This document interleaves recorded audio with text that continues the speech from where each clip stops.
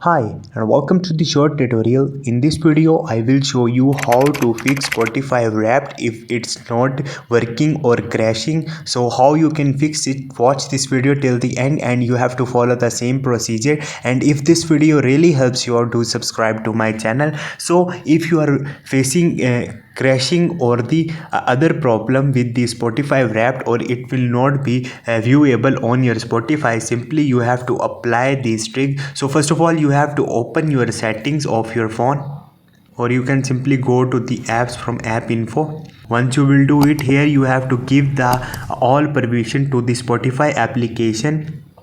First method is that give all the permission to the Spotify application. Other method is that you can simply click on the storage and the cache and clear your storage from here. It will reset your Spotify application and maybe your Spotify Wrapped option will be work for you. And the last way is that simply open Play Store and you have to search for the Spotify here and make sure you are using up to date Spotify. So if it's not, update your Spotify and try to use that feature. So this is the procedure. Hope this video will helpful for you. If you have any question, you can ask me in the comment section and don't forget to subscribe my channel. Thank you.